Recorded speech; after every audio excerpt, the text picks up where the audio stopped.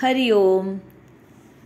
भगवान नृसिंह हा महाविष्णूंचा चौथा अवतार.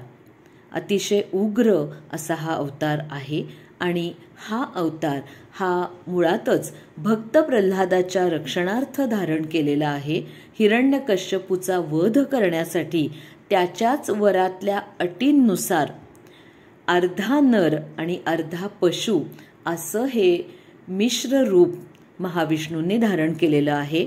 आणि हिरण्यकश्यपूच्या ज्या काही अटी होत्या की त्याला मृत्यू कशा प्रकारे मिळावा, म्हणजे त्याची अशी अपेक्षा होती की मला मृत्यू नकोच, म्हणून त्यांनी अशा अटी मागून घेतल्या होत्या की घरात नको, बाहेर नको, दिवसा नको, रात्री नको, आकाशात नको, जमिनीवर नको, कुठल्याही शस्त्रास्त्रांनी माझा मृत्यू होऊच नये, माणसाकडूनही नको आणि पशुकडूनही नको. म्हणजे सगळ्या बाजूंनी त्यांनी विचार करून असं काही आपल्या मागण्या घेतल्या होत्या की जेणेकरून आपल्याला मृत्यूच येणार नाही.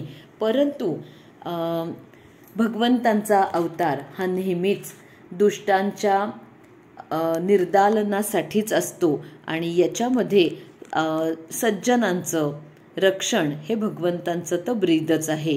त्यामुळे अटी तुम्ही कितीही घाला, त्याच्या पलीकडे जाऊन मार्ग कसा शोधायचा हे भगवंत नक्कीच करू शकतात. असा हा भगवान नरसिंहाचा अवतार. आपल्या भारतामध्ये नृसिंहाची जागृत अशी 11 स्वयंभू स्थानं आहेत.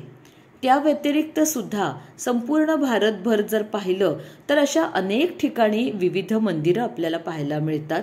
बऱ्याच मंदिरांच्या आख्यायिका ह्या अशाच आहेत की हे मंदिर स्वयंभू, म्हणजे मंदिरातली मूर्ती ही स्वयंभू आहे, हे मंदिर जागृत आहे आणि असणारच. नृसिंहाचा अवतारच तसा आहे, अत्यंत तेजस्वी, अत्यंत उग्र, त्यामुळे हे ठिकाण जागृत तर असणारच आहे.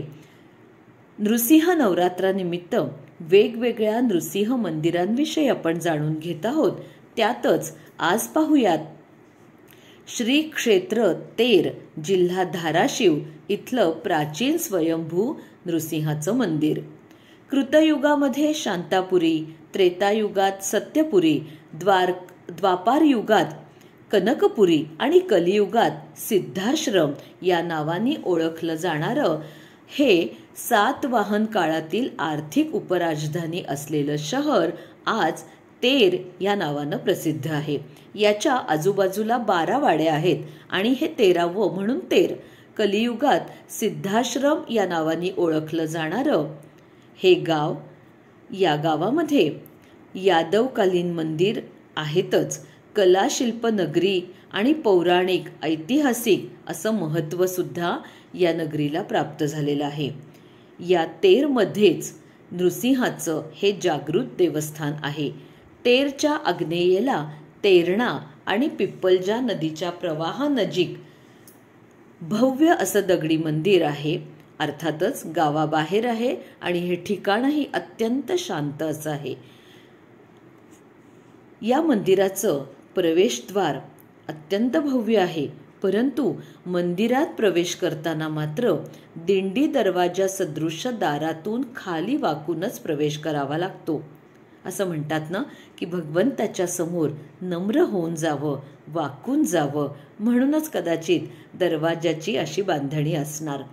मंदिराचा जो प्रदक्षिणा मार्ग आहे तो पूर्णतः दगडी आहे. मंदिराच्या आवारात दक्षिणेला चतुर्भुज भैरव मूर्ती आहे. उत्तरेला पिप्पलेश्वर महादेवाचं मंदिर आहे. प्रदक्षिणा मार्गात प्राचीन चुना खाणीचं दगडी चाक आहे. समोर तुळशी वृंदावन आहे आणि तिथंच मारुतीचं मंदिर पण आहे. 4 विशाल स्तंभांवर पूर्व, पश्चिम आणि दक्षिणोत्तर असा हा सभामंडप आहे. उजवीकडे देवकोष्ठामध्ये गणेश, डावीकडे शिवपार्वती शिल्प इथं पाहायला मिळतं.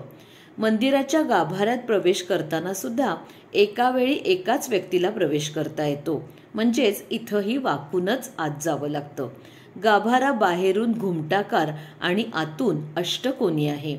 चौकोनी दगडी सिंहासनावर सुमारे 5 फूट उंचीची शामराज नरसिंहाची प्रसन्न भव्य अशी ही मूर्ती आपल्याला पाहायला मिळते. इथं अखंड नंदादीप तेवत आहे. प्रभातसमयी सूर्यकिरण नृसिंह मूर्तीवर अभिषेक करतात. ते दृश्य अतिशय विलोभनीय दिसतं. या मूर्तीचा पोटाचा डावा भाग मात्र दिसत नाही.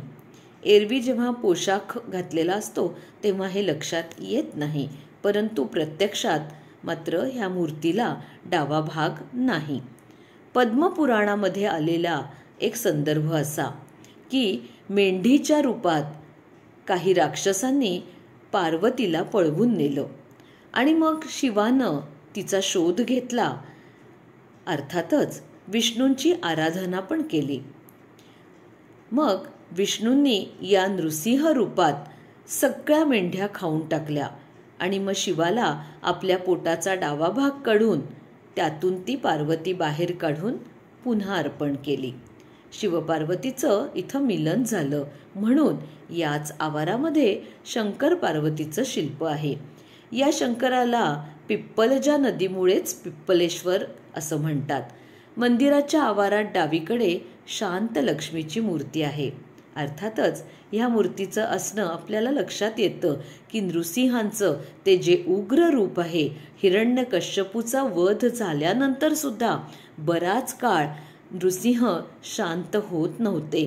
ते शांत व्हावेत म्हणून लक्ष्मी देवींना तिथं आमंत्रित करण्यात आलेलं आहे की कदाचित लक्ष्मी देवींच्या तिथल्या वास्तव्यामुळे, त्यांच्या सहवासामुळे, त्यांच्या दर्शनामुळे तरी हे उग्र रूप हळूहळू शांत व्हावं. म्हणूनच ही लक्ष्मीची मूर्ती शांत लक्ष्मी आहे.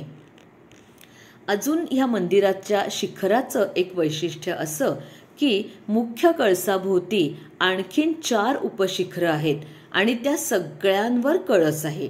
म्हणूनच ते एक वैशिष्ट्यपूर्ण असं दृश्य आपल्याला पाहायला मिळतं. संत गोरोबा काका कुंभार हे या नगरीचेच.